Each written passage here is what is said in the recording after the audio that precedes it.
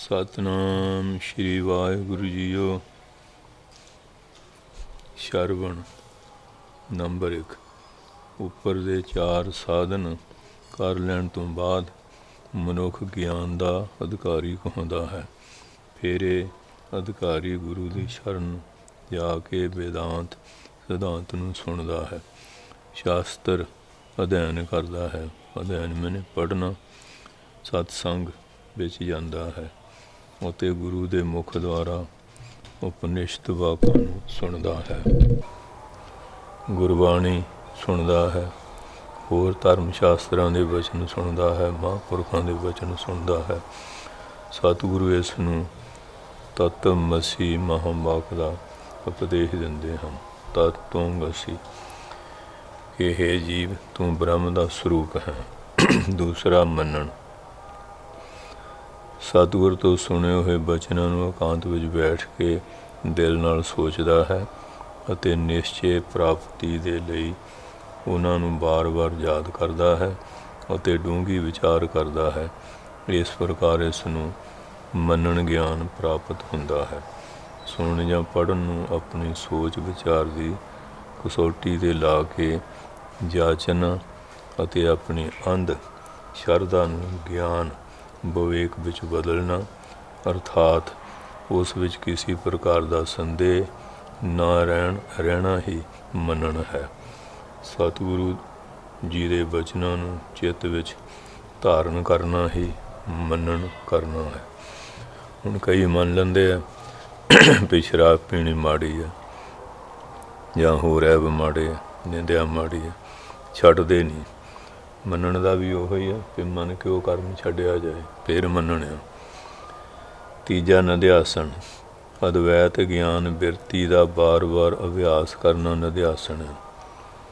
ਪੁਨः ਚਿੰਤਨ ਅਭਿਆਸਾ, ਜਿਹੜਾ ਵਾਰ-ਵਾਰ ਅਭਿਆਸ ਕਰਨਾ ਉਹ ਨਿਧਿਆਸਣ ਹੈ। ਅਰਥਾਤ ਬਿਰਤੀ ਹਰ ਸਮੇਂ ਅਦਵੈਤ ਵਸਤੂ ਅਰਥਾਤ ਬ੍ਰਹਮ ਵਿੱਚ ਲੀਨ ਹੋ ਕੇ ਉਸ ਦੇ ਆਕਾਰ ਰਹੇ, ਤਾਂ ਕਿ ਉਹ ਨਿਸ਼ਚੈ ਜੋ ਸ਼ਰਵਣ ਮੰਨਣ ਦੁਆਰਾ ਪ੍ਰਾਪਤ ਕੀਤਾ ਹੈ ਉਹ ਨਿਧਿਆਸਣ ਦੁਆਰਾ ਪ੍ਰਤੱਖ ਪੂਰਨ ਨਿਸ਼ਚੇ ਹੋ ਕੇ ਸਾਡੀ ਆਪਣੀ ਹੀ ਦ੍ਰਿਸ਼ਟੀ ਹੋ ਜਾਵੇ।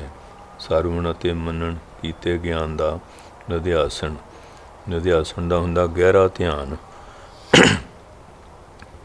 ਧਿਆਨ ਦੇ ਦੁਆਰਾ ਅਨੁਭਵ ਗਿਆਨ ਪ੍ਰਾਪਤ ਕਰਨਾ ਹੀ ਨਿਧਿਆਸਣ ਹੈ।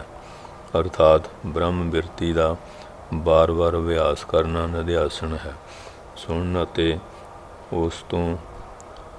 ਉਸ 'ਤੇ ਡੂੰਘਾ ਵਿਚਾਰ ਕਰਨ ਤੋਂ ਬਾਅਦ ਜਿਸ ਪਰਿਣਾਮ 'ਤੇ ਪਹੁੰਚੇ, ਕਿਸੇ ਸਿੱਟੇ 'ਤੇ ਪਹੁੰਚੇ, ਉਸ ਵਿੱਚ ਬਿਰਤੀ ਨੂੰ ਲੀਨ ਕਰਨਾ ਹੀ ਨਿਧਿਆਸਣ ਹੈ।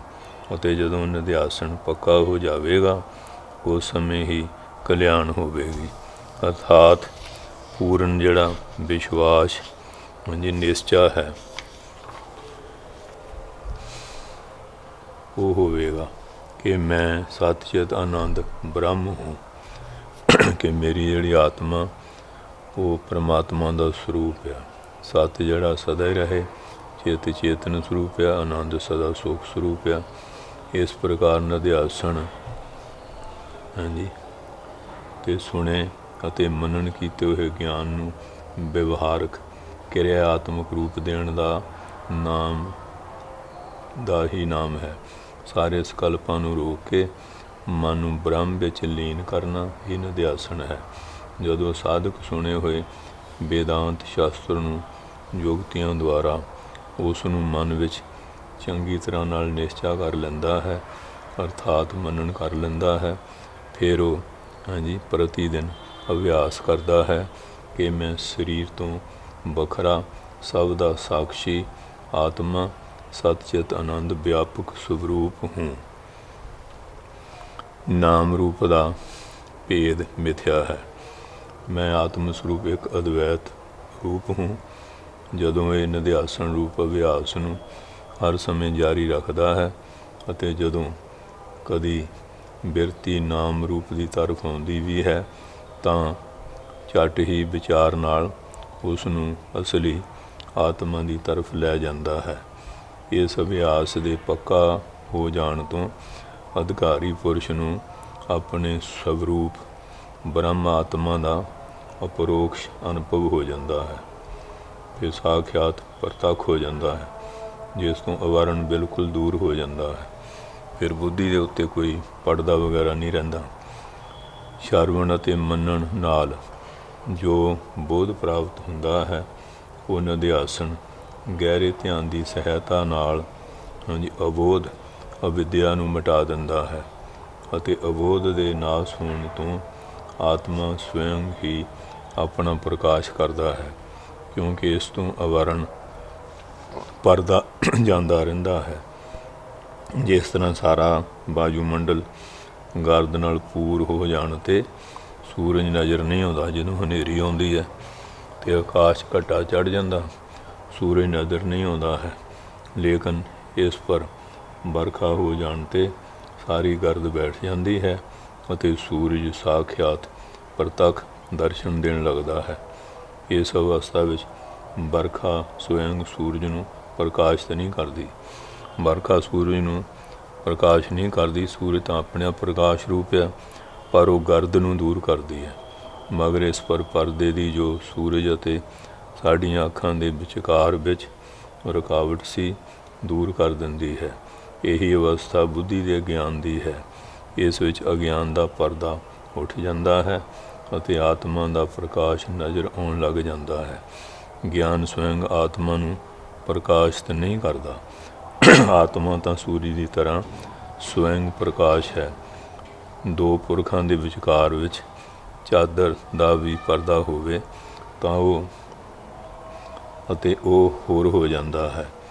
ਕੇਵਲ ਪੁਸਤਕ ਦੇ ਗਿਆਨ ਨੂੰ ਆਤਮ ਗਿਆਨ ਸਮਝਣੇ ਵਾਲੇ ਆਪਣੇ ਆਪ ਨੂੰ ਬ੍ਰਹਮ ਗਿਆਨੀ ਸਮਝਣ ਲੱਗੇ ਹਨ। ਕਈ ਫਿਰ ਗ੍ਰੰਥ ਪੜ੍ਹ ਕੇ ਸਮਝਣ ਲੱਗ ਪੈਂਦੇ ਵੀ ਮੈਂ ਸ਼ਾਇਦ ਬ੍ਰਹਮ ਗਿਆਨੀ ਬਣ ਗਿਆ। ਇਹ ਉਹਨਾਂ ਦੀ ਭੁੱਲ ਹੈ।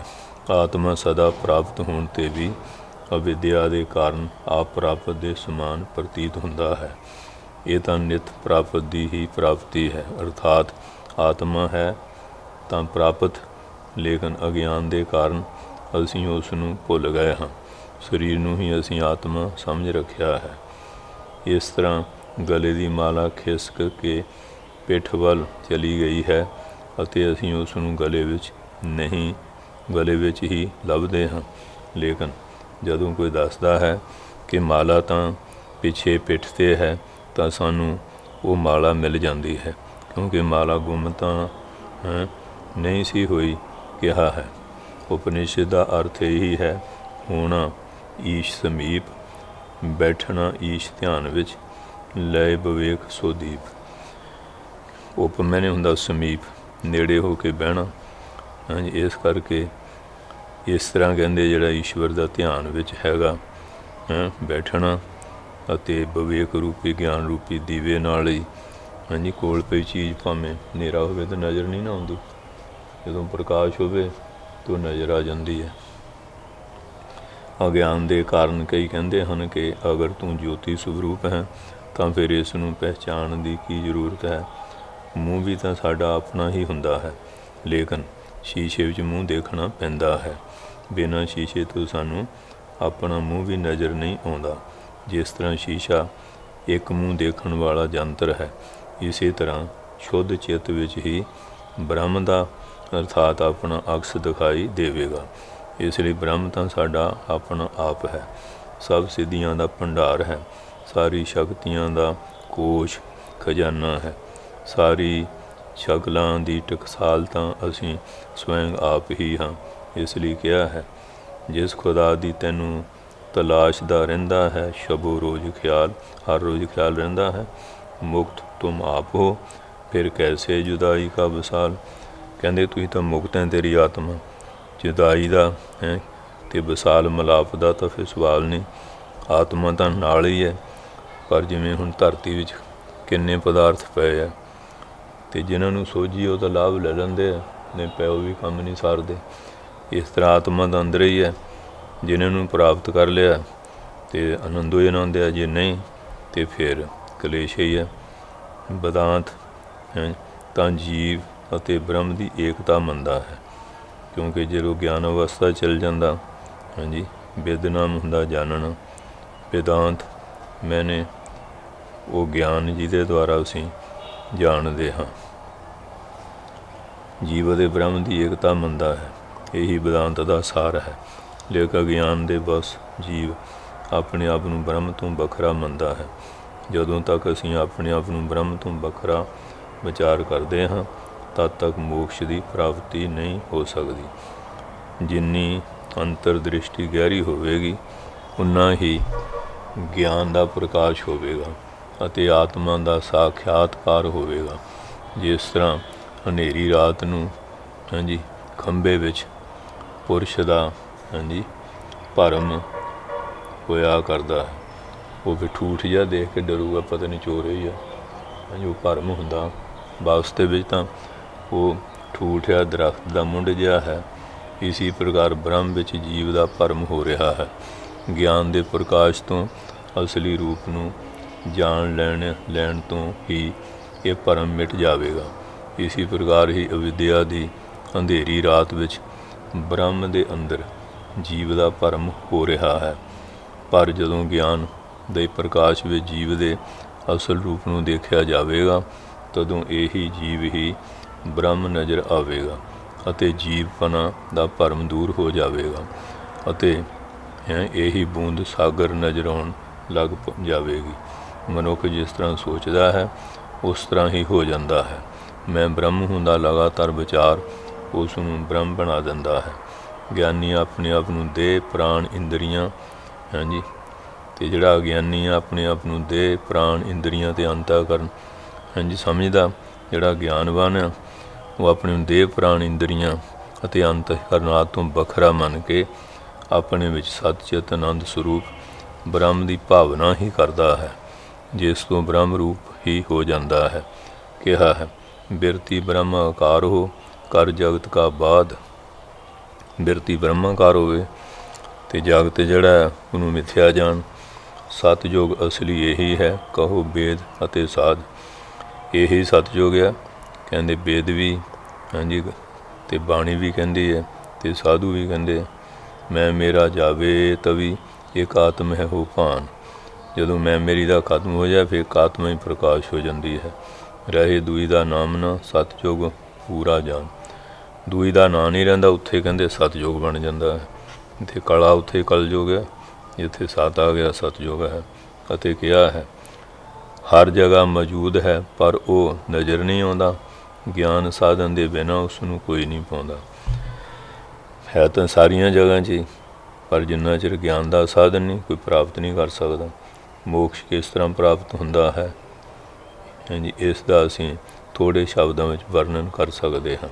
ਜਦੋਂ ਜਿਗਿਆਸੂ ਚੰਗੀ ਸੰਗਤ ਕਰਦੇ ਜਾਂ ਸਦ ਗ੍ਰੰਥ ਪੜ੍ਹ ਕਰ ਇਹ ਵਿਚਾਰ ਕਰਦਾ ਹੈ ਕਿ ਸਰੀਰ ਨਹੀਂ ਰਹੇਗਾ, ਸੰਸਾਰਕ ਭੋਗ ਅਸਤ ਹਨ, ਤਾਂ ਫਿਰ ਉਸ ਸਮੇਂ ਇਹ ਸੰਸਾਰ ਨਾਲੋਂ ਦਿਲ ਮੋੜ ਕੇ ਇਹ ਚਾਹਨਾ ਰੱਖਦਾ ਹੈ ਕਿ ਕਦੋਂ ਸਮਾਂ ਆਵੇ ਕਿ ਜਨਮ ਮਰਨ ਦੇ ਦੁੱਖਾਂ ਤੋਂ ਛੁਟਕਾਰਾ ਪ੍ਰਾਪਤ ਕਰਾਂ। ਇਸ ਚਾਅ ਦੇ ਨਾਲ ਉਸ ਨੂੰ ਗੁਰੂ ਦੀ ਖੋਜ ਗੁਰੂ ਦੀ ਖੋਜ ਦੀ ਇੱਛਾ ਹੁੰਦੀ ਹੈ। ਜਦੋਂ ਉਸ ਨੂੰ ਗੁਰੂ ਮਿਲ ਜਾਂਦੇ ਹਨ, ਤਾਂ ਗੁਰੂ ਸ਼ੇਸ਼ ਦੇ ਸ਼ੰਕੇ ਨੂੰ ਦੂਰ ਕਰ ਦਿੰਦੇ ਹਨ।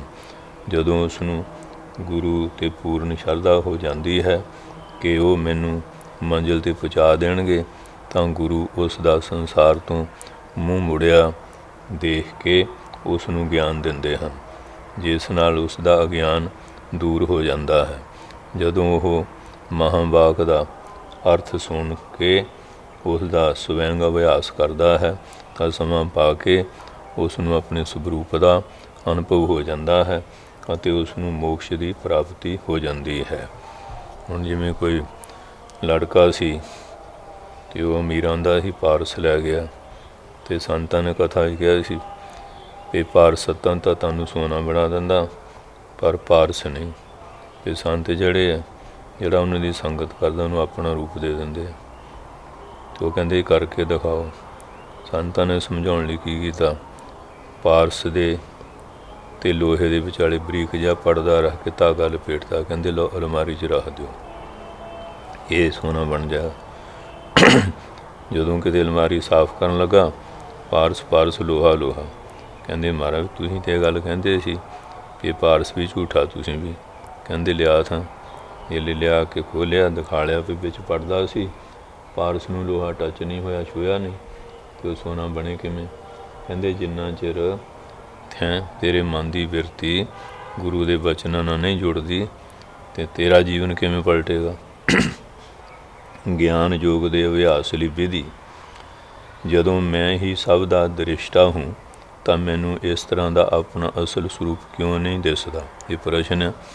ਇਸ ਦਾ ਕਾਰਨ ਇਹ ਹੈ ਕਿ 3 ਸਰੂਪ ਦ੍ਰਿਸ਼ ਹੀ 5 ਕੋਸ਼ ਅਰਥਾਤ 5 ਪਰਦੇ ਹੋ ਕੇ ਸਾਡੇ ਸਰੂਪ ਨੂੰ ਢੱਕ ਰਹੇ ਹਨ।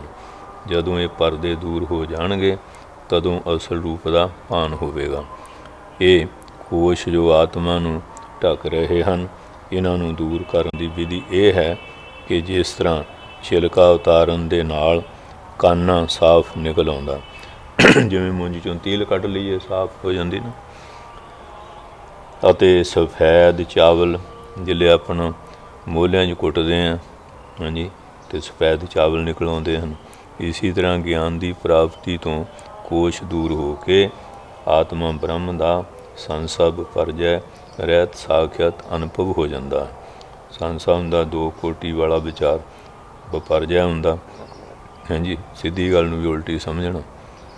ਗਿਆਨ ਯੋਗ ਵਿੱਚ ਬਿਰਤੀ ਨੂੰ ਰੋਕਣਾ ਨਹੀਂ ਪੈਂਦਾ, ਬਲਕਿ ਕੇਵਲ ਇਹ ਖਿਆਲ ਜਾਂ ਵਿਚਾਰ ਕਰਨਾ ਪੈਂਦਾ ਹੈ ਕਿ ਮੈਂ 5 ਕੋਸ਼ਾਂ ਤੋਂ ਨਿਆਰਾ ਹੂੰ। ਸਰੀਰ, ਪ੍ਰਾਣ ਅਤੇ ਮਨ। ਸਰੀਰ ਆ, ਪ੍ਰਾਣ ਆ, ਮਨ ਆ, ਬੁੱਧੀ ਆਦਿ ਨਹੀਂ ਹੂੰ, ਪਰ ਮੈਂ ਤਾਂ ਆਤਮਾ ਹੂੰ, ਮੈਂ ਬ੍ਰਹਮ ਹੂੰ। ਇਸ ਪ੍ਰਕਾਰ ਦੀ ਨਿਰੰਤਰ ਭਾਵਨਾ ਰੱਖਣ ਨਾਲ ਅਗਿਆਨ ਦੂਰ ਹੋ ਜਾਂਦਾ ਹੈ। ਜਿਸ ਤਰ੍ਹਾਂ ਅਕਸੀਰ ਦਵਾਈ, ਜਿਹੜੀ ਕੋਈ ਠੋਸ ਦਵਾਈ ਹੈ, ਸਭ ਰੋਗਾਂ ਨੂੰ ਦੂਰ ਕਰ ਦਿੰਦੀ ਹੈ। ਇਸ ਨਿਰੰਤਰ ਧਿਆਨ ਦੇ ਮੰਥਨ ਤੋਂ ਵਿਚਾਰ ਕਰਨ ਤੋਂ ਗਿਆਨ ਦੀ ਅਗਨੀ ਪ੍ਰਗਟ ਹੋ ਜਾਵੇਗੀ।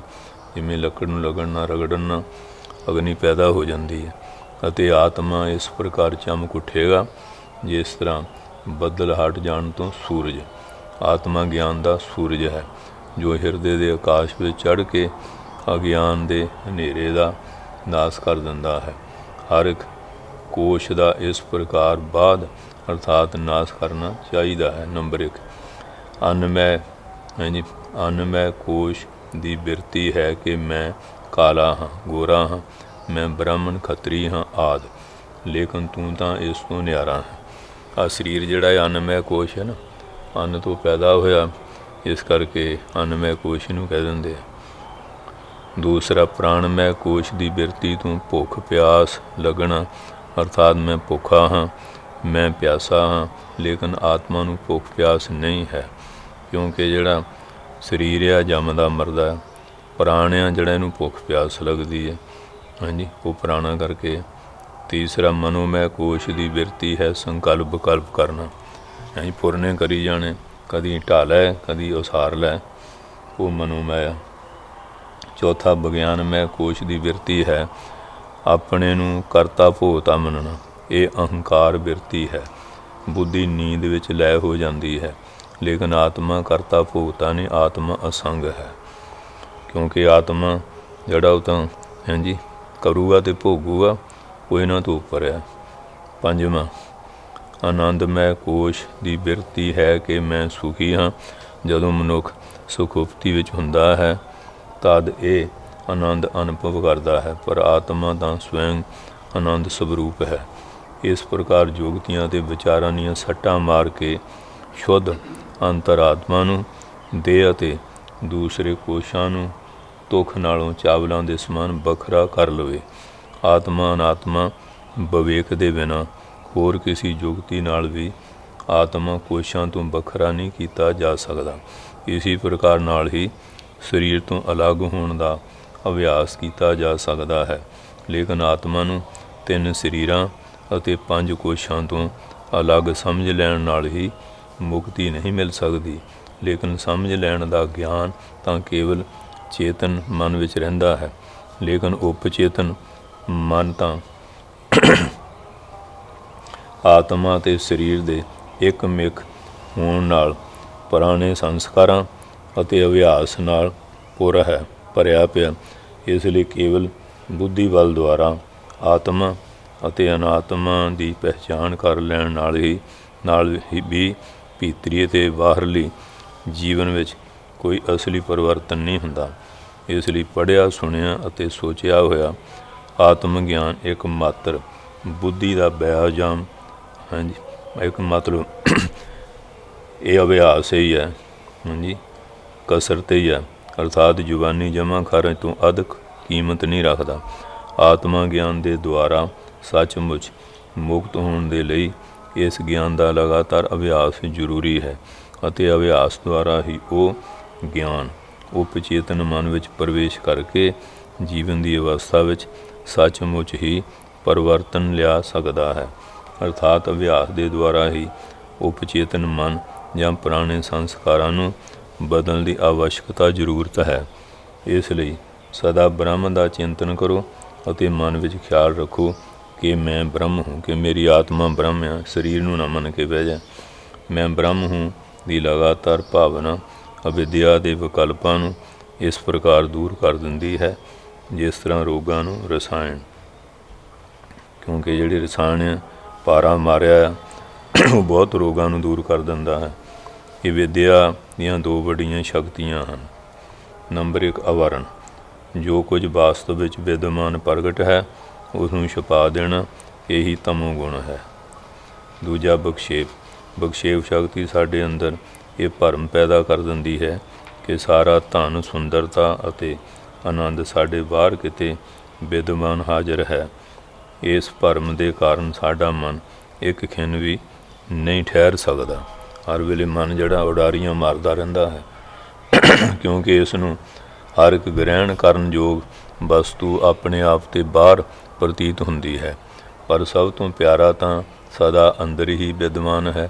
ਲੇਕਿਨ ਆਵਰਣ ਨੇ ਇਸ ਨੂੰ ਲੁਕੋ ਰੱਖਿਆ ਹੈ ਅਤੇ ਬਖਸ਼ੇਪ ਨੇ ਇਸ ਨੂੰ ਬਾਹਰ ਅਤੇ ਦੂਰ ਦਿਖਾ ਕੇ ਇੰਦਰੀਆਂ ਅਤੇ ਮਨ ਨੂੰ ਭਟਕਾਇਆ ਹੋਇਆ ਹੈ। ਪਰ ਹੁਣ ਸ਼ੁੱਧ ਸਤੋਗੁਣ ਨੇ ਇਸ ਨੂੰ ਇੱਥੇ ਅੰਦਰ ਹੋਣ ਦਾ ਸੰਕੇਤ ਇਸ਼ਾਰਾ ਦੇ ਦਿੱਤਾ ਹੈ। ਇਸ ਲਈ ਇਸ ਨੂੰ ਬਾਹਰ ਅਤੇ ਦੂਰ ਜਾ ਕੇ ਲੱਭਣ ਦੀ ਜ਼ਰੂਰਤ ਨਹੀਂ ਰਹੀ। ਇਸ ਲਈ ਸਾਧਕ ਆਪਣੇ ਆਪ ਵਿੱਚ ਸਥਿਰ ਹੋਣ ਦੀ ਭਾਵਨਾ ਦਾ ਅਭਿਆਸ ਕਰਦਾ ਰਹੇ, ਅਰਥਾਤ ਸਾਰੀਆਂ ਇੱਛਾਵਾਂ ਦਾ ਤਿਆਗੀ ਅਤੇ ਇੰਦਰੀਆਂ 'ਤੇ ਕਾਬੂ ਜਿਤੇਂਦਰੀਆ ਹੋ ਕੇ ਜਤੀ ਸਤੀ ਹੋ ਕੇ ਸਾਰੀਆਂ ਇੰਦਰੀਆਂ ਨੂੰ ਕਾਬੂ ਕਰਕੇ ਜਿਤੇਂਦਰੀਆ ਹੋ ਕੇ ਪਾ ਕੇ ਕਿਸੇ ਇਕਾਂਤ ਸਥਾਨ ਵਿੱਚ ਬੈਠ ਕੇ ਅਤੇ ਕਿਸੇ ਵੀ ਵਸਤੂ ਦਾ ਖਿਆਲ ਨਾ ਕਰਦਾ ਹੋਇਆ ਇਸ ਇੱਕ ਅਨੰਤ ਆਤਮਾ ਦੀ ਭਾਵਨਾ ਕਰੇ। ਆਤਮਾ ਦਾ ਸਾਖਿਆਤ ਕਰਨ ਦੇ ਲਈ ਵਿਰਾਗ ਦਾ ਹੋਣਾ ਪਹਿਲੀ ਅਤੇ ਜ਼ਰੂਰੀ ਸ਼ਰਤ ਹੈ, ਕਿਉਂਕਿ ਇਸ ਦੇ ਬਿਨਾਂ ਮਨ ਠਹਿਰ ਨਹੀਂ ਸਕਦਾ। ਬੁੱਧੀਮਾਨ ਸਾਧਕ ਆਪਣੀ ਬੁੱਧੀ ਵਿਚਾਰ ਸ਼ਕਤੀ ਦੀ ਸਹਾਇਤਾ ਤੋਂ ਸਭ ਦ੍ਰਿਸ਼ ਨੂੰ ਲੈ ਕਰਦਾ ਹੋਇਆ ਆਤਮਾ ਅਰਥਾਤ ਆਪਣੇ ਆਪ ਨੂੰ ਸਦਾ ਆਕਾਸ਼ ਦੇ ਬਰਾਬਰ ਨਿਰਮਲ ਹੋਣ ਦੀ ਭਾਵਨਾ ਕਰੇ। ਜਿਵੇਂ ਆਕਾਸ਼ ਦੇ ਉੱਤੇ ਥੱਲੇ ਦੀਆਂ ਚੀਜ਼ਾਂ ਦਾ ਕੋਈ ਅਸਰ ਨਹੀਂ ਨਾ, ਸਮੁੰਦਰ ਨੂੰ ਸੁਕਾਉਣਾ ਅਸੰਭਵ ਹੈ, ਪਰ ਬੁੱਧੀ ਬਲ ਦੁਆਰਾ ਜਹਾਜ਼ ਜਾਂ ਕਿਸ਼ਤੀ ਤਿਆਰ ਕਰਕੇ ਇਸ 'ਤੇ ਨਿਰਭਰ ਨਿਡਰਤਾ ਨਾਲ ਤੈਰਨ ਦਾ ਆਨੰਦ ਲੈਣਾ ਸੰਭਵ ਹੈ। ਇਸੇ ਪ੍ਰਕਾਰ ਜਗਤ ਬੰਧਨ ਤੋਂ ਮੁਕਤ ਹੋਣ ਦੇ ਲਈ ਜਗਤ ਨੂੰ ਮਿਟਾਉਣਾ ਅਤੇ ਆਪਣੀ ਇੰਦਰੀਆਂ ਜਾਂ ਦਿਮਾਗ ਨੂੰ ਨਸ਼ਟ ਕਰਕੇ ਜਗਤ ਦੇ ਭਾਨ ਅਹਿਸਾਸ ਪ੍ਰਕਾਸ਼ ਅਤੇ ਗਿਆਨ ਨੂੰ ਹੀ ਉਡਾ ਦੇਣਾ ਅਪਰਾਕ੍ਰਿਤਕ ਅਤੇ ਅਨੁਚਿਤ ਵਿਧੀ ਹੈ। ਇਹ ਯੋਗ ਵਿਧੀ ਨਹੀਂ। ਹਾਂ, ਆਪਣੀਆਂ ਇੰਦਰੀਆਂ ਅਤੇ ਦਿਮਾਗ ਠੀਕ ਰੱਖ ਕੇ ਗਿਆਨ ਦੁਆਰਾ ਜਗਤ ਦੀ ਦੂਈ ਦੇ ਭਰਮ ਨੂੰ ਦੂਰ ਕਰਨਾ ਇੱਕ ਉਚਿਤ ਅਤੇ ਪ੍ਰਾਕ੍ਰਿਤਕ ਮਾਰਗ ਹੈ। ਇਹ ਅਸਲੀ ਮਾਰਗ ਹੈ। ਜਿਸ ਰੰਗ ਦੀ ਐਨਕ ਲਗਾ ਲਵੋ, ਮਕਾਨ ਆਦਿਕ ਸਭ ਉਸੀ ਰੰਗ ਦੇ ਨਜ਼ਰ ਆਉਂਦੇ ਹਨ। ਇਸੇ ਪ੍ਰਕਾਰ ਗਿਆਨੀ ਦ੍ਰਿਸ਼ ਤੋਂ ਨਜ਼ਰ ਉਠਾ ਕੇ ਆਪਣੇ ਆਪ ਵਿੱਚ ਗੋਤਾ ਲਗਾਉਂਦਾ ਹੋਇਆ ਪਰਮਾਨੰਦ ਗਿਆਨ ਅੰਮ੍ਰਿਤ ਨੂੰ ਪੀ ਕੇ ਤ੍ਰਿਪਤ ਰੱਜ ਜਾਂਦਾ, ਕ੍ਰਿਤ ਹੋ ਜਾਂਦਾ ਹੈ। ਕਿਸੇ ਅਧਿਆਸਤ ਪਦਾਰਥ ਜਿਵੇਂ ਰੱਸੀ ਵਿੱਚ ਸੱਪ ਨੂੰ ਇਸ ਦੇ ਅਧਿਸ਼ਠਾਨ ਆਸਰਾ ਜਿਹੜਾ ਰੱਸੀ ਵਿੱਚ ਗੁੰਮ ਕਰਨਾ ਬੁੱਧੀਮਾਨ ਦੇ ਲਈ ਬਿਲਕੁਲ ਆਸਾਨ ਹੈ। ਰੱਸੀ ਦੇ ਗਿਆਨ ਤੋਂ ਇਸ ਵਿੱਚ ਸੱਪ ਦਾ ਭਰਮ ਜਾਂ ਗਰਮ ਰੇਤ ਦੇ ਗਿਆਨ ਤੋਂ ਪਾਣੀ ਦੇ ਧੋਖੇ ਨੂੰ ਮਿਟਾਉਣਾ ਕੁਝ ਕਠਿਨ ਨਹੀਂ ਹੈ। ਮਨੁੱਖ ਬੁੱਧੀ ਦੇ ਦੁਆਰਾ ਕਿਸੇ ਵੀ ਰੂਪ ਨੂੰ ਉਸ ਦੀ ਅਸਲੀਅਤ ਅਧਿਸ਼ਠਾਨ ਜਿਹੜਾ ਆਸਰਾ ਉਹ ਤੋਂ ਬਿਨਾਂ ਜ਼ੋਰ ਜਾਂ ਯਤਨ ਲੀਨ ਕਰਨ ਦੀ ਯੋਗਤਾ ਰੱਖਦਾ ਹੈ। ਲਹਿਰਾਂ ਵਿੱਚ ਪਾਣੀ, ਗਹਿਣਿਆਂ ਵਿੱਚ ਸੋਨਾ, ਕੱਪੜਿਆਂ ਵਿੱਚ ਰੂੰ, ਮਸ਼ੀਨ ਦੇ ਪੁਰਜਿਆਂ ਵਿੱਚ ਲੋਹਾ, ਰੰਗਾਂ ਵਿੱਚ ਰੋਸ਼ਨੀ, ਖੰਡ ਦੇ ਖਿਡੌਣਿਆਂ ਵਿੱਚ ਖੰਡ, ਬਰਫ਼ ਵਿੱਚ ਪਾਣੀ ਔਰ ਮੇਜ਼ ਵਿੱਚ ਲੱਕੜ ਅਤੇ ਬੌਧਿਕ ਦ੍ਰਿਸ਼ਟੀ ਜਮਾਉਣ ਨਾਲ ਇਹਨਾਂ ਭਿੰਨ ਰੂਪਾਂ ਨੂੰ ਆਪਣੀ ਅਸਲੀਅਤ ਵਿੱਚ ਬਿਲਕੁਲ ਲੀਨ ਕਰ ਦੇਣਾ ਬਿਲਕੁਲ ਆਸਾਨ ਹੈ। ਕਿਸੇ ਦ੍ਰਿਸ਼ 'ਤੇ ਨਜ਼ਰ ਟਿਕਾ ਕੇ ਦੇਖੋ, ਇਸ ਦੀ ਤਹਿ ਵਿੱਚ ਸਦਾ ਇੱਕ ਹੀ ਅਸਲੀਅਤ ਪਾਈ ਜਾਵੇਗੀ। ਇਸੇ ਤਰ੍ਹਾਂ ਸ਼ੁੱਧ ਬੁੱਧੀ ਹੀ ਹਰ ਇੱਕ ਵਸਤੂ ਅਤੇ ਹਰ ਇੱਕ ਅਵਸਥਾ ਵਿੱਚ ਬ੍ਰਹਮ ਦੇਖਣ ਦੇ ਯੋਗ ਹੁੰਦੀ ਹੈ। ਬੁੱਧੀਮਾਨ ਗਿਆਨੀ ਸਾਰੀਆਂ ਵਸਤੂਆਂ ਅਤੇ ਅਵਸਥਾ ਦੀ ਤਹਿ ਵਿੱਚ ਸਤਚਿਤ ਆਨੰਦ ਦੇ ਤੇ ਇਸ ਪ੍ਰਕਾਰ ਦ੍ਰਿਸ਼ਟੀ ਜਮਾਉਂਦਾ ਹੈ ਕਿ ਸਾਰੇ ਨਾਮ ਰੂਪ ਸਤਚਿਤ ਆਨੰਦ ਸਰੂਪ ਆਤਮਾ ਵਿੱਚ ਲੈ ਹੋ ਜਾਂਦੇ ਹਨ। ਨੇਤੀ ਅਰਥਾਤ ਇਹ ਨਹੀਂ ਦੇ ਵਾਕ ਦਾ ਅਭਿਆਸ ਵੀ ਰੋਕ ਕੇ ਮਹਾਂਵਾਕ ਦੇ ਦੁਆਰਾ ਅਭਿਆਸ ਨੂੰ ਵੀ ਗਿਆਨ ਯੋਗ ਦੇ ਅਭਿਆਸ ਦੀ ਸ਼ਾਨਦਾਰ ਵਿਧੀ ਹੈ। ਨੇਤੀ ਦੇ ਵਾਕ ਦੀ ਸਹਾਇਤਾ ਤੋਂ ਸਾਰੀਆਂ ਉਪਾਧੀਆਂ ਨੂੰ ਰੋਕ ਕੇ ਮਹਾਂਵਾਕ ਦੇ ਦੁਆਰਾ ਜੀਵ ਅਤੇ ਪਰਮਾਤਮਾ ਦੀ ਏਕਤਾ ਦਾ ਅਭਿਆਸ ਕਰਨਾ ਚਾਹੀਦਾ ਹੈ। ਸਾਰੀਆਂ ਚੀਜ਼ਾਂ ਨੂੰ ਅਨਾਤਮ ਝੂਠੀਆਂ ਜਾਣ ਕੇ ਮਨਫੀ ਕਰ ਦੇਣ ਤੋਂ ਬਾਅਦ ਬਾਕੀ ਬ੍ਰਹਮ ਦਾ ਹੀ ਅਨੁਭਵ ਹੋਣ ਲੱਗੇਗਾ। ਜੋ ਲੋਕ ਬ੍ਰਹਮ ਨੂੰ ਤਸਵੀਰ ਦੇ ਯੋਗ ਵਿਚਾਰ ਕਰਦੇ ਹਨ ਉਹ ਬ੍ਰਹਮ ਨੂੰ ਸਮਝ ਹੀ ਨਹੀਂ ਸਕਦੇ। ਜਰਮਨੀ ਦੇ ਪ੍ਰਸਿੱਧ ਦਾਰਸ਼ਨਿਕ ਸਪਨਹੋਰ ਨੇ ਕਿਹਾ ਸੀ ਕਿ ਈਸ਼ਵਰ ਦੀ ਪਰਿਭਾਸ਼ਾ ਕਰਨਾ ਈਸ਼ਵਰ ਤੋਂ ਇਨਕਾਰ ਕਰਨਾ ਹੈ, ਕਿਉਂਕਿ ਬ੍ਰਹਮ ਤਸੱਬਰ ਯੋਗ ਵਸਤੂ ਨਹੀਂ ਪਈ ਉਹਦੀ ਕੋਈ ਫੋਟੋ ਬਣਾ ਦਿੱਤੀ ਜਾਏ ਜਾਂ ਮੂਰਤੀ ਬਣਾ ਦਿੱਤੀ ਜਾਏ। ਜੋ ਪਰਮੇਸ਼ਰ ਸਾਡੇ ਸੰਕੁਚਿਤ ਦਿਮਾਗ ਵਿੱਚ ਆ ਸਕਦਾ ਹੈ ਉਹ ਕਦੀ ਅਪਰਿਛਿਨ ਅਸੀਮਤ ਨਹੀਂ ਹੋ ਸਕਦਾ ਹੈ ਅਤੇ ਇਸ ਲਈ ਉਸ ਨੂੰ ਈਸ਼ਵਰ ਕਹਿਣਾ ਭੁੱਲ ਹੈ। ਕਿਉਂਕਿ ਹੁਣ ਕਈ ਲੋਕ ਉਹ ਜਿਹੜੇ ਇੱਕ ਦੇਸੀ ਹੈ ਉਹ ਕਿਸੇ ਇੱਕ ਚੀਜ਼ ਮੰਨ ਕੇ ਬਹਿ ਜਾਂਦੇ, ਕਹਿੰਦੇ ਇਹ ਬੜੀ ਭੁੱਲ ਹੈ, ਉਹ ਤਾਂ ਸਰਵ ਵਿਆਪਕ ਹੈ। ਕਿਉਂਕਿ ਬ੍ਰਹਮ ਤਾਂ ਵਰਣਨ ਦੀ ਵਸਤੂ ਨਹੀਂ, ਉਹਦੇ ਬਾਰੇ ਕਥਨ ਕਰਕੇ ਦੱਸਿਆ ਹੀ ਨਹੀਂ ਜਾ ਸਕਦਾ। ਅਨੁਭਵ ਦੀ ਵਸਤੂ ਹੈ। ਕਿਸੇ ਵਸਤੂ ਦੀ ਵੱਡਾਪਨ ਲੰਬਾਈ ਅਨੁਭਵ ਕਰਨ ਦੀਆਂ ਦੋ ਵਿਧੀਆਂ ਹਨ। ਨੰਬਰ 1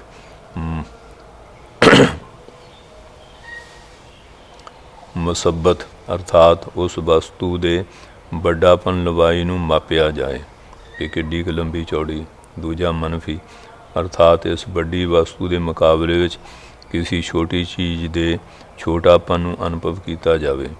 ਬ੍ਰਹਮ ਗਿਆਨ ਵਿੱਚ ਤਾਂ ਦੂਸਰੀ ਵਿਧੀ ਹੀ ਲਾਭਕਾਰੀ ਹੋ ਸਕਦੀ ਹੈ।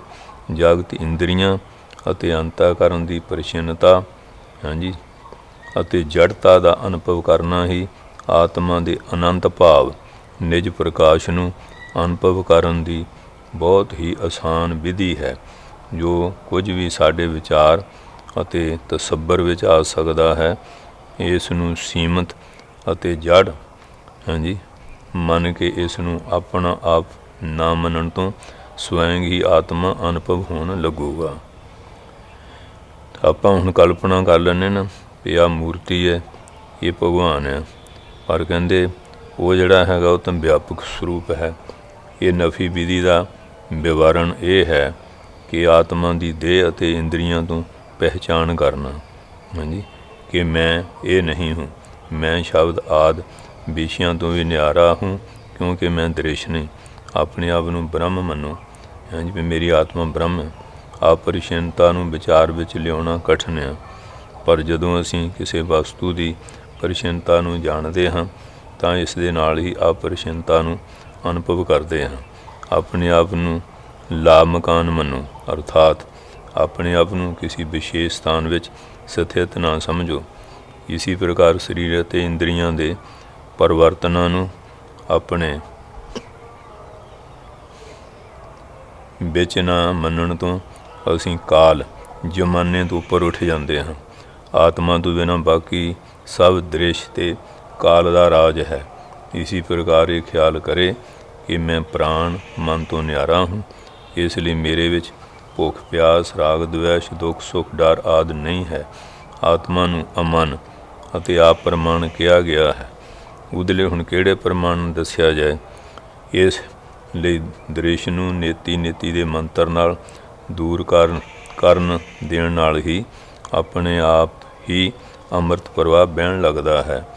ਅੰਮ੍ਰਿਤ ਪਾਨ ਕਰਨ ਦੀ ਇਹੀ ਇੱਕ ਵਿਧੀ ਹੈ ਕਿ ਨੀਤੀ ਦੇ ਅਭਿਆਸ ਨਾਲ ਸਾਨੂੰ ਇਹ ਗਿਆਨ ਪ੍ਰਾਪਤ ਹੁੰਦਾ ਹੈ ਕਿ ਮੈਂ ਨਿਰਗੁਣ, ਨਿਸਕਿਰਿਆ, ਨਿਰਵਿਕਲਪ, ਨਿਤ ਅਤੇ ਸਦਾ ਮੁਕਤ ਹੂੰ।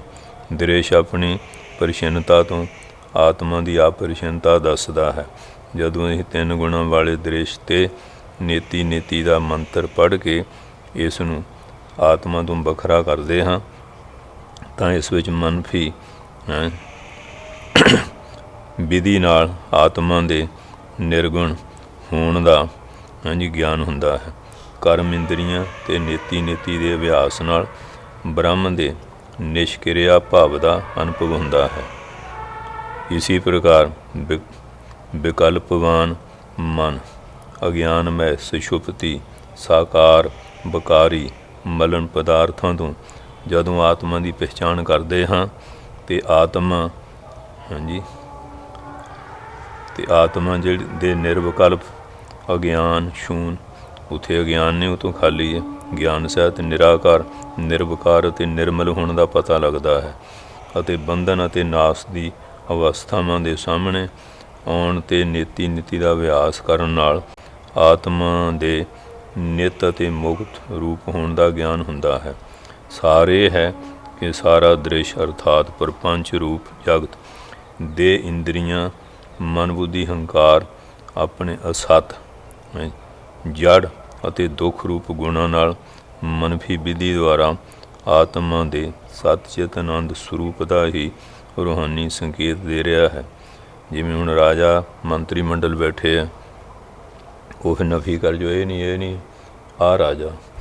ਇਸ ਤਰ੍ਹਾਂ ਸਾਰੀਆਂ ਚੀਜ਼ਾਂ ਨੂੰ ਕਰਕੇ ਫਿਰ ਸਮਝਣਾ ਵੀ ਆਤਮਾ ਹੀ ਸਤ ਰੂਪ ਹੈ, ਉਸ ਤੋਂ ਭਿੰਨ ਸਾਰਾ ਪ੍ਰਪੰਚ ਝੂਠਾ ਹੈ।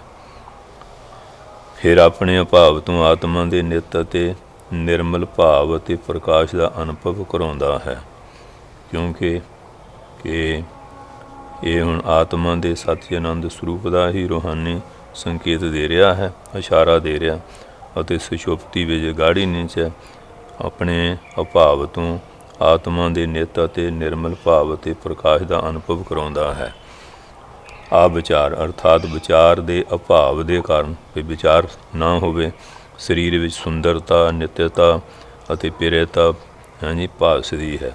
ਸਾਧਕ ਦਾ ਆਪਣਾ ਸਰੂਪ ਨਿਤ ਚੇਤਨ ਅਤੇ ਆਨੰਦਮੈ ਹੈ। ਇਸ ਲਈ ਉਹ ਜਿਸ ਦੇ ਨਾਲ ਆਪਣੇ ਆਪ ਨੂੰ ਮਿਲਾ ਕੇ ਉਸ ਵਿੱਚ ਅਹੰ ਭਾਵ ਕਰ ਲੈਂਦਾ ਹੈ, ਇਹ ਮੇਰਾ ਹੈ, ਉਸੀ ਵਿੱਚ ਉਸ ਨੂੰ ਨਿਤਤਾ ਅਤੇ ਚੇਤਨ ਦਾ ਭਾਵ ਹੋਣ ਲੱਗਦਾ ਹੈ ਅਤੇ ਉਹ ਤਦ ਤੱਕ ਰਹਿੰਦਾ ਹੈ ਜਦ ਤੱਕ ਸਾਧਕ ਨੂੰ ਵਿਵੇਕ ਨਹੀਂ ਹੁੰਦਾ। ਅਸਲ ਵਿੱਚ ਸਜਾਤੀ ਵਿੱਚ ਹੀ ਏਕਤਾ ਜਾਂ ਅਸਲੀ ਸੰਭਵ ਹੋ ਸਕਦਾ ਹੈ, ਵਿਜਾਤੀ ਵਿੱਚ ਨਹੀਂ। ਫਿਰ ਵੀ ਸਰੀਰ ਜੋ ਕਿ ਆਪਣਾ ਸਜਾਤੀ ਨਹੀਂ, ਉਸ ਨੂੰ ਹੀ ਅਗਿਆਨਵਸ਼ ਸਜਾਤੀ ਮੰਨ ਕੇ ਮਨੁੱਖ ਉਸ ਨਾਲ ਆਪਣੀ ਏਕਤਾ ਅਤੇ ਸੰਬੰਧ ਮੰਨਣ ਲੱਗ ਜਾਂਦਾ ਹੈ। ਇਸ ਦਾ ਨਾਮ ਆਵਿਚਾਰ ਹੈ ਅਤੇ ਇਹੀ ਸਭ ਅਨਰਥਾਂ ਦਾ ਮੂਲ ਹੈ। ਇਸ ਦੇ ਕਾਰਨ ਇਹ ਸਰੀਰ ਦੇ ਸੁੱਖ ਦੁੱਖ ਤੋਂ ਆਪਣੇ ਨੂੰ ਸੁਖੀ ਦੁਖੀ ਮੰਨਦਾ ਹੈ। ਸਰੀਰ ਵਿੱਚ ਆਪਣੇ ਪਨ ਦਾ ਸੰਬੰਧ ਹੋ ਜਾਣ ਤੋਂ ਉਸ ਵਿੱਚ ਪਿਰਿਆ ਦਾ ਭਾਨ ਹੁੰਦਾ। ਉੱਥੇ ਫਿਰ ਕਹਿੰਦਾ ਵੀ ਇਹ ਮੇਰੀ ਚੀਜ਼ ਹੈ, ਉਹ ਨਾਲ ਪਿਆਰ ਕਰਦਾ, ਉਹ ਗਲਤ ਹੈ। ਇਸੀ ਨੂੰ ਕਾਮ ਕਹਿੰਦੇ ਹਨ, ਕਾਮਨਾ ਕਹਿੰਦੇ ਹਨ। ਇਸ ਲਈ ਮਨੁੱਖ ਨਾਨਾ ਪ੍ਰਕਾਰ ਦੇ ਭੋਗਾਂ ਨੂੰ ਪ੍ਰਾਪਤ ਕਰਨ ਦੀ ਇੱਛਾ ਕਰਦਾ ਹੈ, ਪਰ ਭੋਗਾਂ ਤੋਂ ਵਾਸ਼ਨਾਵਾਂ ਵੱਧਦੀਆਂ ਹੀ ਜਾਂਦੀਆਂ ਹਨ, ਜਿਸ ਨਾਲ ਉਸ ਨੂੰ ਸੁੱਖ ਸ਼ਾਂਤੀ ਦੀ ਪ੍ਰਾਪਤੀ ਨਹੀਂ ਹੁੰਦੀ ਅਤੇ ਮਨੁੱਖ ਜਨਮ ਮਰਨ ਦੇ ਚੱਕਰ ਵਿੱਚ ਫਸਿਆ ਰਹਿੰਦਾ ਹੈ। ਹੁਣ ਅਸੀਂ ਇੱਕ ਉਦਾਹਰਨ ਦਿੰਦੇ ਹਾਂ ਜਿਸ ਨਾਲ ਸਿੱਧ ਹੋ ਜਾਵੇਗਾ ਕਿ ਆਤਮਾ ਵਿੱਚ ਸੁੱਖ ਦੁੱਖ ਜਨਮ ਮਰਨ ਨਹੀਂ ਹੈ। ਇਹ ਸਭ ਸਰੀਰ ਦੇ ਹੀ ਧਰਮ ਹਨ। ਇੱਕ ਰਾਜਕੁਮਾਰ ਮਖਮਲ ਦੇ ਵਿਛਾਉਣੇ 'ਤੇ ਸੌ ਰਿਹਾ ਸੀ। ਸੁਪਨੇ ਵਿੱਚ ਉਹ ਬਿਮਾਰ ਹੋ ਜਾਂਦਾ ਹੈ। ਅੰਤ ਵਿੱਚ ਉਹ ਮਰ ਜਾਂਦਾ ਹੈ। ਕੀ ਦੇਖਦਾ ਹੈ ਕਿ ਉਸ ਨੂੰ ਨਰਕ ਵਿੱਚ ਲੈ ਗਏ। ਫਿਰ ਉਸ ਨੇ ਆਪਣੇ ਆਪ ਨੂੰ ਕੰਜਰਾਂ ਦੇ ਘਰ ਵਿੱਚ ਪੈਦਾ ਹੁੰਦੇ ਦੇਖਿਆ। ਇਤਨੇ ਵਿੱਚ ਉਹ ਜਾਗ ਪਿਆ। ਜਾਗਣ 'ਤੇ ਕੀ ਦੇਖਦਾ ਹੈ ਕਿ ਉਹ ਤਾਂ ਮਖਮਲ ਦੇ ਵਿਛਾਉਣੇ 'ਤੇ ਆਰਾਮ ਕਰ ਰਿਹਾ ਹੈ। ਉਹ ਸੋਚਣ ਲੱਗਾ, ਮੇਰਾ ਆਪਣੇ ਆਪ ਨੂੰ ਬਿਮਾਰ ਦੇਖਣਾ, ਮਰ ਜਾਣਾ ਅਤੇ ਜਨਮ ਲੈਣਾ ਆਦਿ ਇਹ ਵਹਿਮ ਸੀ ਜੋ ਨੀਂਦ ਅਗਿਆਨ ਦੇ ਕਾਰਨ ਇਸ ਤਰ੍ਹਾਂ ਭਾਸਦਾ ਸੀ। ਮੈਂ ਤਾਂ ਰਾਜਕੁਮਾਰ ਆਰਾਮ ਨਾਲ ਲੇਟਿਆ ਹੋਇਆ ਹਾਂ। ਮੇਰਾ ਤਾਂ ਕਿਤੇ ਆਉਣਾ ਜਾਣਾ, ਜਨਮ ਮਰਨ, ਨਰਕ ਸਵਰਗ ਆਦਿ ਨਹੀਂ ਹੋਇਆ। ਇਹ ਸਭ ਕਾਰਵਾਈ ਫਰਜ਼ੀ ਅਤੇ ਵਹਿਮੀ ਮੇਰੇ ਖਿਆਲ ਨਾਲ ਹੋਈ ਹੈ। ਮੈਂ ਇਸ ਦਾ ਸ਼ੋਕ ਕਿਉਂ ਕਰਾਂ। ਇਸ ਤਰ੍ਹਾਂ ਹੀ ਆਤਮਾ ਦੇ ਰਾਜਕੁਮਾਰ ਸਦਾ ਆਪਣੀ ਸੱਚਦਾਨੰਦ ਅਵਸਥਾ ਵਿੱਚ ਸਥਿਤ ਹੈ। ਇਸ ਦੀ ਮਾਇਆ ਵਿੱਚ ਸਾਰੀਆਂ ਕਾਰਵਾਈਆਂ ਜਨਮ ਮਰਨ ਆਦਿ ਫਰਜ਼ੀ ਦਿਖਾਈ ਦੇ ਰਹੀਆਂ ਹਨ। ਮੇਰੇ ਵਾਸਤਵਿਕ ਸਰੂਪ ਵਿੱਚ ਕਿਸੇ ਪ੍ਰਕਾਰ ਦਾ ਪਰਿਵਰਤਨ ਜਾਂ ਚੇਸ਼ਟਾ ਨਹੀਂ, ਕੋਈ ਕਿਰਿਆ ਨਹੀਂ। ਅਜਿਹਾ ਵਿਚਾਰ ਗਿਆਨ ਹੋਣ ਨਾਲ ਹੁੰਦਾ ਹੈ ਜੋ ਸਭ ਨੂੰ ਛੱਡ ਕੇ ਕਰਕੇ ਕੇਵਲ ਆਪ ਬਾਕੀ ਰਹਿ ਜਾਂਦਾ ਹੈ। ਅੰਤ ਵਿੱਚ ਆਪ ਵੀ ਉੱਡ ਜਾਂਦਾ ਹੈ। ਜਿਸ ਤਰ੍ਹਾਂ ਅੱਗ ਬਾਂਸਾਂ 'ਚੋਂ ਨਿਕਲ ਕੇ ਬਾਂਸ ਨੂੰ ਹੀ ਸਾੜ ਦਿੰਦੀ ਹੈ, ਫਿਰ ਅੰਤ ਵਿੱਚ ਸਵੈਂਗ ਵੀ ਸ਼ਾਂਤ ਹੋ ਜਾਂਦੀ ਹੈ। ਗਿਆਨ ਦੀਆਂ 7 ਭੂਮਿਕਾਵਾਂ। ਇੱਕ ਜਗਿਆਸੂ ਨੇ ਜਾਗਵਾਲਕ ਰਿਸ਼ੀ ਜੀ ਨੂੰ ਪੁੱਛਿਆ ਕਿ ਈਸ਼ਵਰ ਪ੍ਰਾਪਤੀ ਦਾ ਕੋਈ ਆਸਾਨ ਅਤੇ ਸਿੱਧਾ ਮਾਰਗ ਦੱਸੋ। ਉਹਨਾਂ ਨੇ ਉੱਤਰ ਦਿੱਤਾ ਕਿ ਦੇਖੋ, ਉਹ ਸਾਹਮਣੇ ਪਿਆਰਾ ਬੱਚਾ ਖੇਲ ਰਿਹਾ ਹੈ। ਨਾ ਉਸ ਨੂੰ ਖਾਣ ਦੀ ਚਿੰਤਾ ਅਤੇ ਨਾ ਪੀਣ ਦੀ, ਨਾ ਕੱਪੜੇ ਦੀ। ਉਸ ਦੀ ਦ੍ਰਿਸ਼ਟੀ ਵਿੱਚ ਮਿੱਤਰ ਸ਼ਤਰੂ ਸਭ ਸਮਾਨ ਹਨ। ਨਾ ਇਸ ਲੋਕ ਦੀ ਚਿੰਤਾ, ਨਾ ਪਰਲੋਕ ਦੀ। ਨਾ ਇਸ ਵਿੱਚ ਅਹੰਕਾਰ ਹੈ। ਇਹੀ ਕਿਸੇ ਦੀ ਤਰਫ ਅੱਖ ਉਠਾ ਕੇ ਵੀ ਨਹੀਂ ਦੇਖਦਾ। ਪਿਆਰੇ ਜਗਿਆਸੂ, ਜੇਕਰ ਤੁਸੀਂ ਇਸ ਤਰ੍ਹਾਂ ਦੀ ਅਵਸਥਾ ਬਣਾ ਲਵੋ ਤਾਂ ਤੁਹਾਡਾ ਸਾਰਾ ਕੰਮ ਬਣ ਜਾਵੇਗਾ।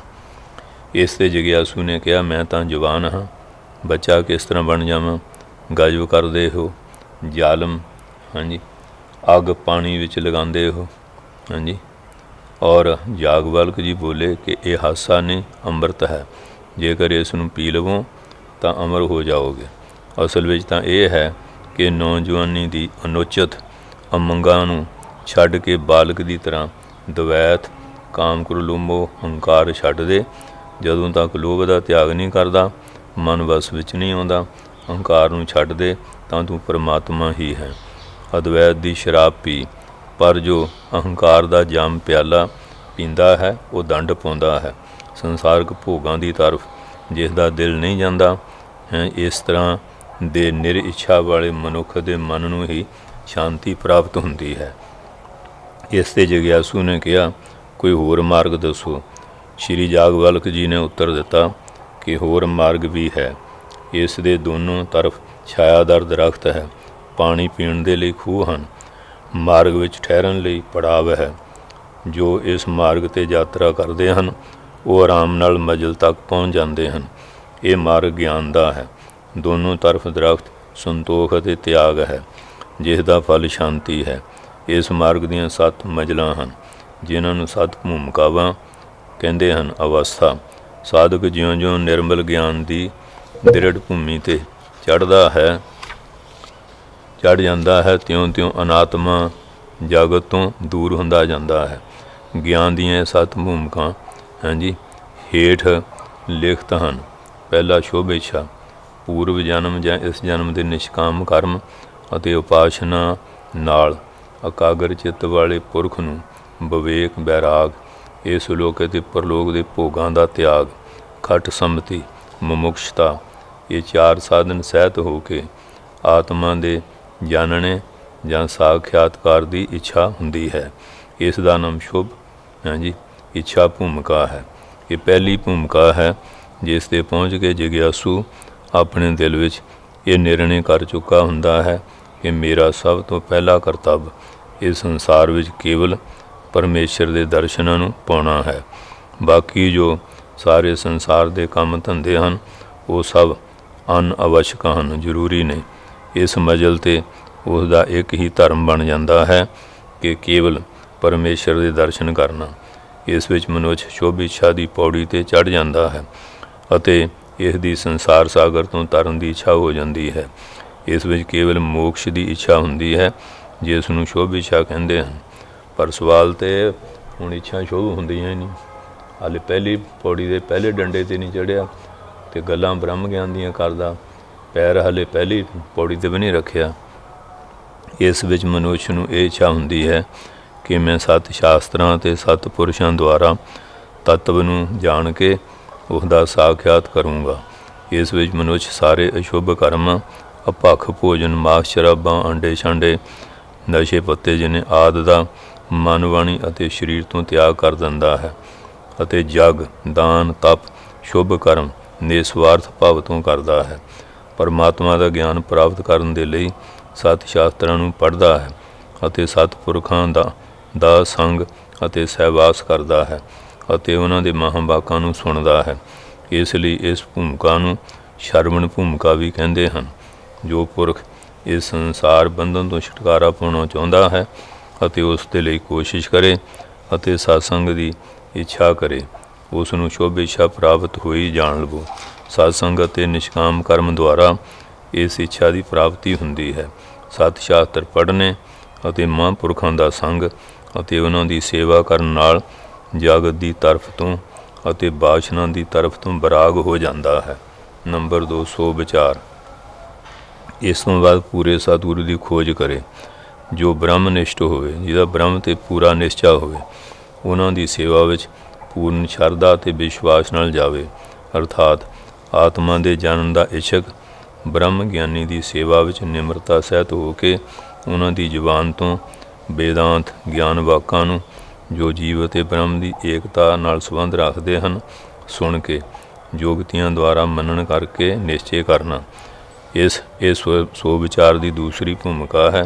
अर्थात सतगुरु की शरण लैके सत शास्त्र अभ्यास अते इसका मनन दूसरी भूमिका है। सतपुरखां दा संग, सेवा, आग्या पालन अते सत शास्त्रां दा अध्ययन अते मनन तो पैदा होया विवेक ही सो विचार है। उन्होंने श्रेष्ठ विचार कहते।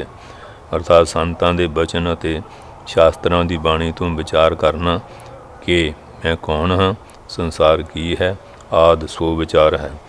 तीसरा तनु मनसा जां तन मनसा, श्रवण मनन कीते हुए जो साख्यात करन दे लई उसी का बार बार चिंतन करना। अर्थात बिरती नूं अद्वैत वस्तु दे आकार रखना जां बिरती नूं हर समय अद्वैत वस्तु विच लीन रखना, ये तीसरी भूमिका यही निध्यासन है। शुभ इच्छा अते सो विचार के द्वारा इंद्रियां दे विषय भोगां विच आसक्ति का पकड़ का अभाव होना। अर्थात इंद्रियां दे भोगां विच बराग हो जाना अते अनासक्त हो के पकड़ तो रहत हो के संसार विच विचरना तनु मानसा है। मन दे फुरने सब सूक्ष्म कर देने। इस विच संसार के पदार्थों में राग ना होने तो मन शुद्ध हो के सूक्ष्मता नूं प्राप्त हो जाता है। इसलिए इसनूं तनु मानसा कहते हैं। इस विच मनुख सारे सकल्पां तो रहत हो जाता है। इस विच कामना, आसक्त अते ममता के अभाव नाल सतपुरखां दे संग अते सत शास्त्रां दे अभ्यास नाल अते विवेक बैराग पूਰਨ निध्यासन ध्यान योग साधन नाल साधक की बुद्धि तीक्ष्ण हो जाती है अते उसका मन शुद्ध, निर्मल, सूक्ष्म अते एकाग्र हो जाता है, जिस नाल उसनूं सूक्ष्म अते अति सूक्ष्म परमात्म तत्व नूं ग्रहण करन दी योग्यता बिना यतन तो प्राप्त हो जाती है। इस भूमिका विच स्थित साधक दे अंतःकरण विच सारे अवगुण का अभाव हो जाता, सब खत्म हो जाते हैं अते सदगुण आ जाते हैं। दूसरी भूमिका विच स्थित पुरुष दी तां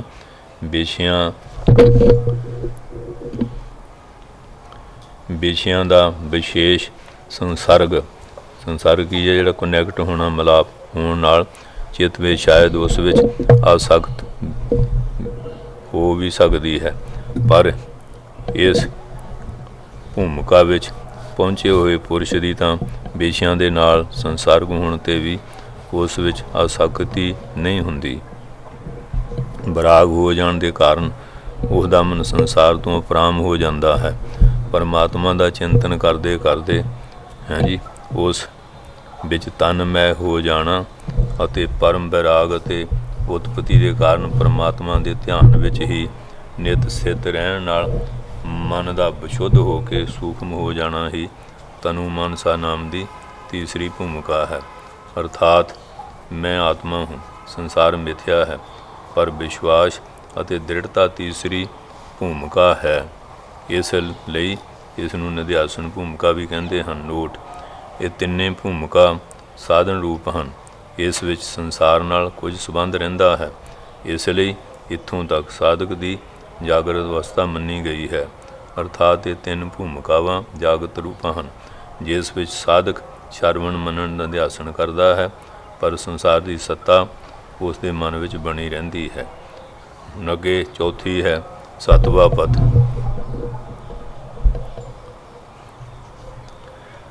ਸਤਵਾ ਪਦ ਸ਼ਰਵਣ ਮੰਨਣ ਅਤੇ ਨਿਧਿਆਸਨ ਵਾਰ-ਵਾਰ ਅਭਿਆਸ ਕੀਤੇ ਹੋਏ ਅਰਥ ਦਾ ਸਾਖਿਆਤ ਅਨੁਭਵ ਹੋ ਕੇ ਸੰਸੈ, ਵਹਿਮ ਜੜਾ ਅਤੇ ਵਿਪਰਜੈ ਅਰਥਾਤ ਇੱਕ ਵਸਤੂ ਵਿੱਚ ਦੂਸਰੀ ਵਸਤੂ ਦਾ ਉਲਟ ਗਿਆਨ ਹੋਣਾ, ਰਹਿਤ ਨਿਰਵਿਕਲਪ ਬਿਨਾਂ ਸੰਕਲਪ ਅਸਥਿਤੀ ਠਹਿਰਾਵ ਹੋਣੀ ਅਰਥਾਤ ਚਿੱਤ ਦਾ ਸ਼ੁੱਧ ਸਤਵਗੁਣ ਰੂਪ ਹੋਣਾ ਚੌਥੀ ਭੂਮਿਕਾ ਹੈ।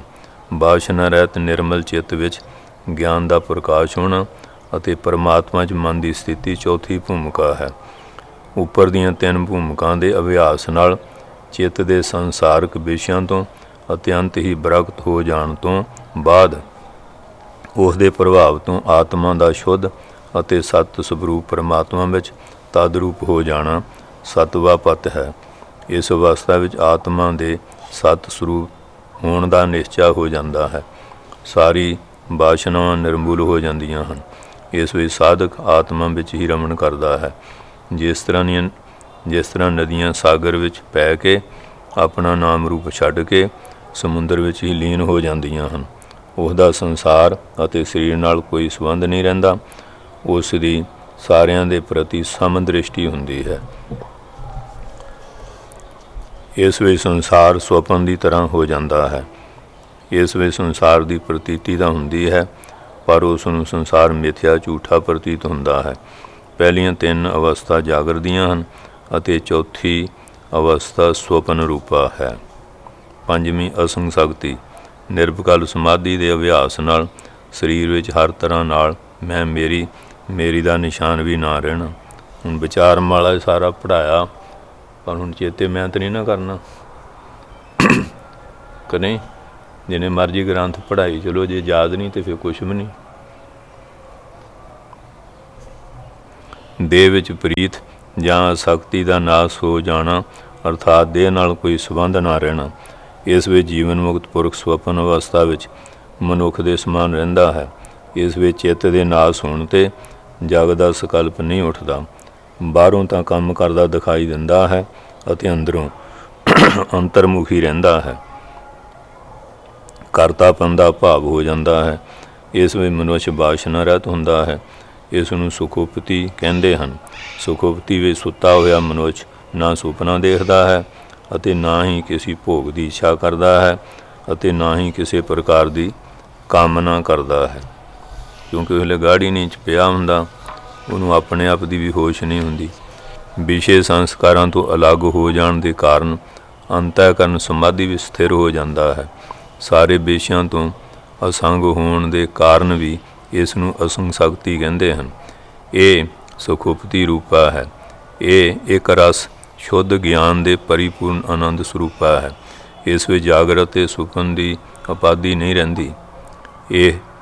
ਇਸ ਵਿੱਚ ਗਿਆਨੀ ਅਦਵੈਤ ਨਿਸ਼ਠਾ ਵਿੱਚ ਪੂਰੀ ਤਰ੍ਹਾਂ ਨਾਲ ਸਥਿਤ ਰਹਿੰਦਾ ਹੈ। ਪੰਜਵੀਂ ਭੂਮਿਕਾ ਹੈ।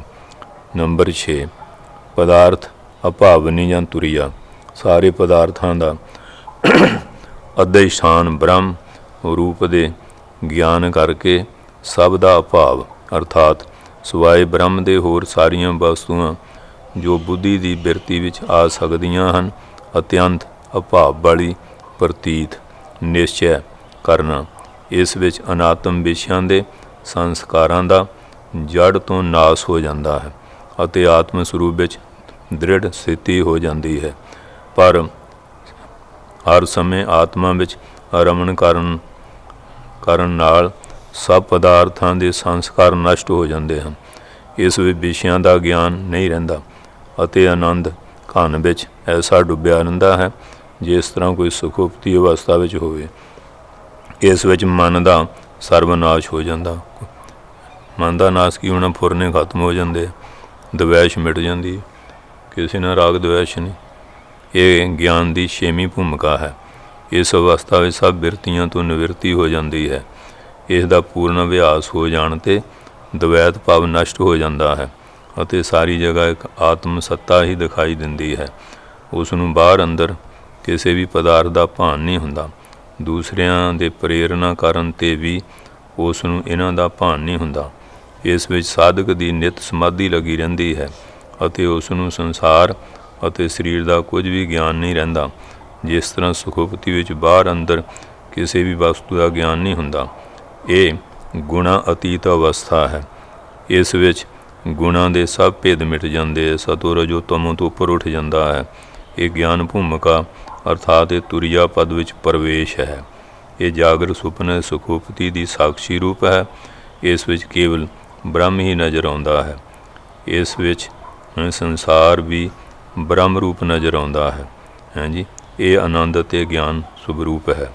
ਸਤਮ ਤੁਰੀਆ ਅਤੀਤ ਔਰ ਫਿਰ ਗਿਆਤਾ ਗਿਆਨ ਤੇ ਗੇ, ਜੋ ਚੌਥੀ ਤੇ ਪੰਜਵੀਂ ਭੂਮਿਕਾ ਵਿੱਚ ਭਾਵ ਰੂਪ ਸਾਬਤ ਅਤੇ ਛੇਵੀਂ ਵਿੱਚ ਅਭਾਵ ਰੂਪ ਨਕਲੀ ਪ੍ਰਤੀਤ ਹੁੰਦੇ ਹਨ।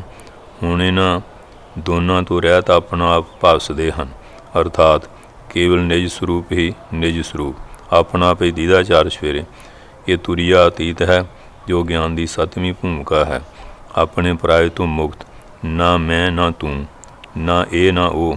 ਇਸ ਵਿੱਚ ਜੀਵ ਈਸ਼ਵਰ ਦੀ ਏਕਤਾ ਹੈ। ਇੱਥੇ ਭੇਦ ਪ੍ਰਤੀਤ ਦਾ ਬਿਲਕੁਲ ਅਭਾਵ ਹੋ ਜਾਂਦਾ ਹੈ।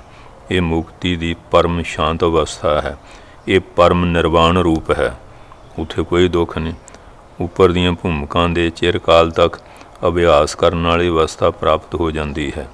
ਇਸ ਵਿੱਚ ਆਤਮਾ ਵਿੱਚ ਨਿਸ਼ਠਾ ਹੋ ਜਾਂਦਾ ਹੈ ਅਤੇ ਕਿਸੇ ਵਸਤੂ ਦਾ ਗਿਆਨ ਨਹੀਂ ਰਹਿੰਦਾ। ਜਿਸ ਤਰ੍ਹਾਂ ਮੁਰਦਾ ਜਗਾਉਣ ਨਾਲ ਵੀ ਨਹੀਂ ਜਾਗਦਾ, ਵੈਸੇ ਵੀ ਉਹ ਮੁਰਦੇ ਦੀ ਤਰ੍ਹਾਂ ਬਣ ਜਾਂਦਾ ਹੈ। ਅਰਥਾਤ ਤੁਰੀਆ ਅਤੀਤ ਪਦ ਨਿਰਵਾਣ ਪਦ 'ਤੇ ਪਹੁੰਚ ਜਾਂਦਾ ਹੈ। ਇਸ ਵਿੱਚ ਜੜ ਭਰਤ ਜੈਸੀ ਅਵਸਥਾ ਹੁੰਦੀ ਹੈ, ਜਿਵੇਂ ਭਾਈ ਰਾਮ ਕੰਵਰ ਜੀ, ਬਾਬਾ ਗੁਰਬਖਸ਼ ਸਿੰਘ ਜੀ। ਇਹ ਬਦੇ ਮੁਕਤ ਦੀ ਅਵਸਥਾ ਹੈ। ਇਸ ਵਿੱਚ ਚਿੱਤ ਦਾ ਬਿਲਕੁਲ ਨਾਸ ਹੋ ਜਾਂਦਾ ਹੈ। ਇਹ ਭੂਮਿਕਾਵਾਂ ਨਿਮਨ ਲਿਖਤ ਦੇ ਸਾਧਨ ਹਨ। ਇਸ ਵਿੱਚ ਪ੍ਰਥਮ 3 ਭੂਮਿਕਾ ਗਿਆਨ ਦਾ ਸਾਧਨ ਹਨ, ਚੌਥੀ ਗਿਆਨ ਰੂਪ ਹੈ। ਇਹ ਜੀਵਨ ਮੁਕਤ ਤੇ ਬਦੇ ਮੁਕਤ ਦਾ ਸਾਧਨ ਹੈ। 5ਵੀਂ 6ਵੀਂ ਜੀਵਨ ਮੁਕਤ ਦੇ ਵਿਸ਼ੁੱਧ ਆਨੰਦ ਅਰਥਾਤ ਪਰਮਾਨੰਦ ਦਾ ਸਾਧਨ ਹੈ ਅਤੇ 7ਵੀਂ ਭੂਮਿਕਾ ਬਦੇ ਮੁਕਤ ਦਾ ਸਾਧਨ ਹੈ। ਉੱਥੇ ਜਾ ਕੇ ਤਾਂ ਫਿਰ ਬੰਦਾ ਬਹੁਤਾ ਸਮਾਂ ਰਹਿ ਨਹੀਂ ਸਕਦਾ ਹੈ। ਬਦੇ ਅਵਸਥਾ ਹੋ ਜਾਂਦੀ, ਆਪਣੇ ਸਰੀਰ ਦੀ ਸੁੱਧ ਬੁੱਧ ਸਭ ਉੱਠ ਜਾਂਦੀ। ਹੁਣ ਆਪਾਂ ਅਗਲੇ ਵਿਚਾਰਾਂ 'ਚ ਗਿਆਨ ਯੋਗ ਦਾ ਕੀ ਫਲ ਆ, ਅਤੇ ਜਿਵੇਂ ਅਸ਼ਟਾਵਕਰ ਜੀ ਨੇ ਰਾਜੇ ਜਨਕ ਨੂੰ ਗਿਆਨ ਦਿੱਤਾ, ਉਹਦੀ ਵਿਚਾਰ ਕੀਤੀ ਜਾਵੇਗੀ। ਸੋ ਮਹਾਰਾਜ ਸੱਚੇ ਪਾਤਸ਼ਾਹ ਮਿਹਰ ਕਰਨ ਅਤੇ ਇੱਧਰ ਸਾਡੀ ਸੁਰਤੀ ਵਿਰਤੀ ਲੱਗੇ, ਕਿਉਂਕਿ ਅੱਜ ਮਾਇਆ ਪਦਾਰਥਾਂ ਦਾ ਯੁੱਗ ਹੈ, ਦੌੜ ਜ਼ਿਆਦਾ ਇੱਧਰ ਲੱਗੀ ਹੈ। ਪਰਮੇਸ਼ਰ ਪ੍ਰਾਪਤੀ ਦੀ ਇੱਛਾ ਕਿਸੇ ਵਿਰਲੇ ਨੂੰ ਹੁੰਦੀ ਹੈ। ਉਹ ਜੀ 'ਤੇ ਮਹਾਰਾਜ ਕਿਰਪਾ ਕਰੇ। ਵਾਹਿਗੁਰੂ ਜੀ ਕਾ ਖਾਲਸਾ, ਵਾਹਿਗੁਰੂ ਜੀ ਕੀ ਫਤਿਹ।